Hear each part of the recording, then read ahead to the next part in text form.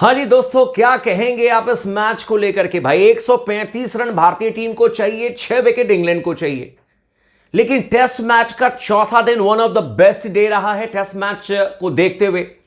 और पांचवा दिन तो एकदम थ्रिलर होने जा रहा है। मतलब इतिहास रचना है तो 135 रन बनाने होंगे। लेकिन कहना बहुत आसान लग रहा है कि 135 रन बनाने होंगे, लेकिन क्या बना पाएंगे। 58 रन पर 4 निपट गए हैं हम। शुभमन गिल कल जिस तरीके से ताकत दिखा रहे थे यार, शुभमन गिल निपट गए। जायसवाल पता नहीं क्या करने के लिए आए। जोफ्रा आर्चर जब से आए हैं जायसवाल ने, तो भाई ऐसे लगता है कि जोफ्रा आर्चर को देखते ही उनका दम निकल जाता है। वो तो मतलब ऐसे शॉट मार करके गए कि क्या ही कहूं।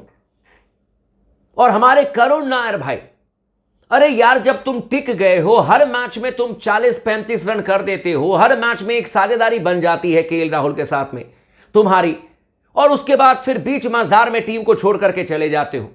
ये क्या था यार।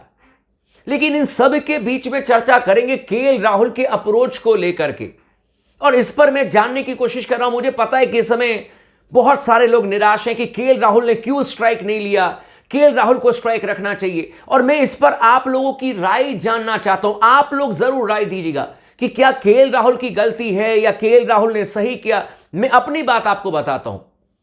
देखो भाई, नाइट वॉचमैन के तौर पर तो आ गए थे आकाशदीप, और यह बात बिल्कुल फैक्ट है कि आकाशदीप का काम था कोई और बैट्समैन ना आए बैटिंग करने के लिए। मतलब उसके बाद जो है वो सीधे अगले ही दिन बल्लेबाज आए बैटिंग करने के लिए।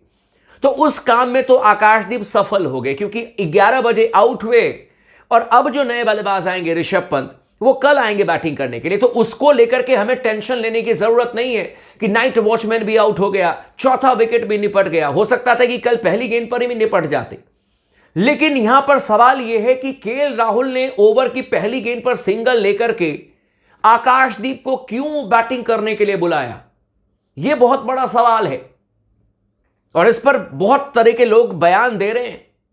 कुछ लोगों का कहना है कि नहीं, ये गलत अप्रोच है। कुछ लोगों का कहना है कि ये तो भाई एक कोने पर जाकर के छुप जाते हैं। बाकी जो आकाशदीप को उन्होंने एकदम आग के गोले के बीच में छोड़ दिया कि जाओ तुम अब संभालो। इन तमाम तरीके की बातें हो सकता है कि केएल राहुल अपने आप को बचाने के लिए उन्होंने इस तरीके से सिंगल लेकर के वो रन स्ट्राइकर एंड पर चले गए। लेकिन सिक्के का दूसरा पहलू भी है, उसको भी समझने की कोशिश करते हैं। कैलकुलेशन तो केएल राहुल के दिमाग में भी चल रहा होगा। वो भी समझ गए होंगे कि भाई 11 तो बज गए हैं। अगर यहां पर अगर आउट भी हो जाते हैं आकाशदीप, तो कम से कम मैं टिका रहूंगा। और आकाशदीप का जो विकेट गिरा, उसके मुकाबले अगर केएल राहुल का विकेट गिरता तो इस समय आप मैच से आउट हो जाते। आपको यह भी समझना होगा भाई लोगों, आप एक तरफा इस तरीके से बातें ना करें। बहुत तरीके की मीडिया में बातें चल रही है, लेकिन मैं समझता हूं केएल राहुल को ज्यादा से ज्यादा स्ट्राइक रखना चाहिए। लेकिन आपको रियलिटी भी समझनी होगी। मैं उनको नहीं बचा रहा हूं, केएल राहुल को मैं बिल्कुल भी बचाव नहीं कर रहा हूं। लेकिन मैं अपने दिल की बात बता रहा हूं कि शायद उनके दिमाग में यह बात चल रही थी कि अगर मैं आउट हो गया, क्योंकि आखिरी के 4-5 गेंदों पर चाहे कोई भी बैट्समैन क्यों ना हो, वो कभी भी आउट हो सकता है। और इसीलिए आप नाइट वॉचमैन को भेजते हो कि भाई ये जैसे तैसे संभाल ले स्थिति को। तो मुझे लगता है कि केएल राहुल के दिमाग में यह बात थी कि अगर आउट होना है तो आकाशदीप को आउट होना है, मुझे टिकना है। क्योंकि डे 5 में अब केएल राहुल के भरोसे ही आप खेलने के लिए आओगे। ऋषभ पंत होंगे, नीतीश कुमार रेड्डी होंगे, जाडेजा होंगे, वॉशिंगटन सुंदर होंगे। 4-5 तो अभी भी आपके पास में प्रॉपर बल्लेबाज हैं जो कि आपको मैच जिता सकते हैं। तो मेरे ख्याल से मैं अभी केएल राहुल के बारे में कुछ भी ऐसा नहीं कहना चाहूंगा, क्योंकि let's hope for the best यार। इतना नेगेटिव होने की जरूरत नहीं है जितना लोग नेगेटिव हो रहे हैं कि मैच गया हाथ से, मैच गया हाथ से। अरे काहे का मैच हाथ से गया। मैच अपने हाथ में है अभी। ऐसा नहीं है कि मैच निपट गया हाथ से। हां ठीक है, मैं इंग्लैंड की गेंदबाजों की तारीफ करता हूं। वेल डन इंग्लैंड, अच्छी उन्होंने गेंदबाजी की है, 4 विकेट उन्होंने निकाले हैं।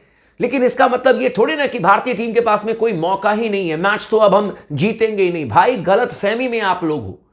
मैं आप लोगों को गलत सपने नहीं दिखा रहा हूं, लेकिन मैं इतना जरूर कह सकता हूं कि ट्रस्ट रखो, मैच में अभी भारतीय टीम बनी हुई है।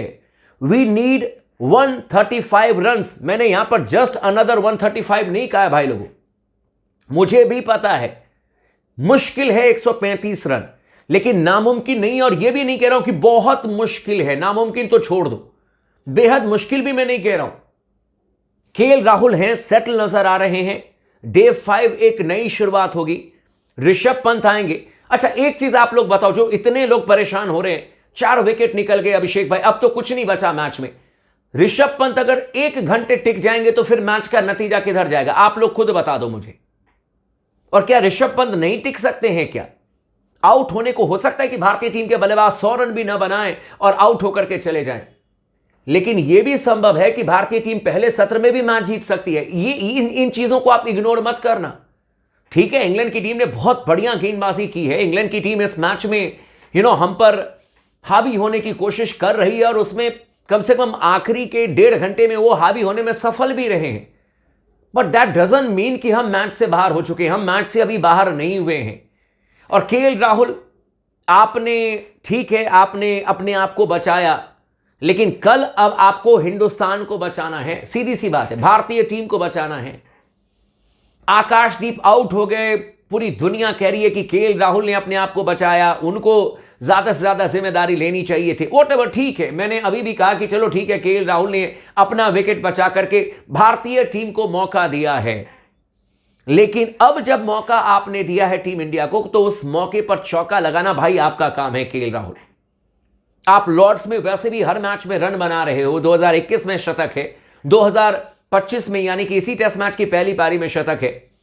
You need to score big भाई, आपको बड़ा स्कोर करना होगा और आपको आखिरी तक खेलना है। मैं भारतीय टीम को हारते हुए तब देखूंगा जब आखिरी विकेट के तौर पर केएल राहुल आउट हो जाए। उससे पहले मैं हारते हुए नहीं देखना चाहता हूं, और मैं हारने की बात भी नहीं करना चाहता हूं इस समय, क्योंकि यार Rishabh Pant top class batsman, then आपके पास में जाडेजा हर मैच में रन कर रहे हैं। पर मैं जानता हूं कि ये थोड़ा सा प्रेशर है, दबाव में आएंगे जो भी बल्लेबाज आएंगे, ऋषभ पंत होंगे या केएल राहुल या फिर जाडेजा या नीतीश कुमार रेड्डी। पर ये बैट्समैन दबाव में रन बनाने के लिए जाने जाते हैं। ऐसा नहीं है कि दबाव इंग्लैंड के ऊपर में नहीं है। एक साझेदारी अगर 40 रनों की 50 रनों की हो जाए तो इंग्लैंड के गेंदबाजों के कंधे झुकने लग जाएंगे। ये बात आपको भी बहुत अच्छी तरीके से पता है, तो इतना परेशान मत हो जाइए।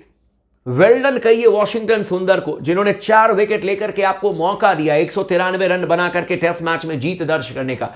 पॉजिटिव्स देखिए, अच्छी बल्लेबाजी केएल राहुल कर रहे हैं, और ऊपर वाले से बस प्रार्थना कीजिए, दुआ मांगिए कि कल पहला सत्र भारतीय टीम अपने नाम कर ले, और उसके बाद इंग्लैंड के लिए कुछ नहीं बचेगा इस मैच में। अभी भी मैं आप लोगों को कह रहा हूं, but let's hope for the best. Match एकदम रोमांचक स्थिति में है। टेस्ट मैच की जो खूबसूरती है वो अब हम सबको नजर आ रही है कि नहीं? तो उम्मीद करते हैं डे 5 भारतीय टीम के पक्ष में हो, इतिहास रचें, 2-1 हम कर दें। बट इंग्लैंड की टीम को हम बिल्कुल भी हल्के में नहीं लेंगे, और केएल राहुल हमारे लिए सबसे बड़े बल्लेबाज कल साबित हो सकते हैं।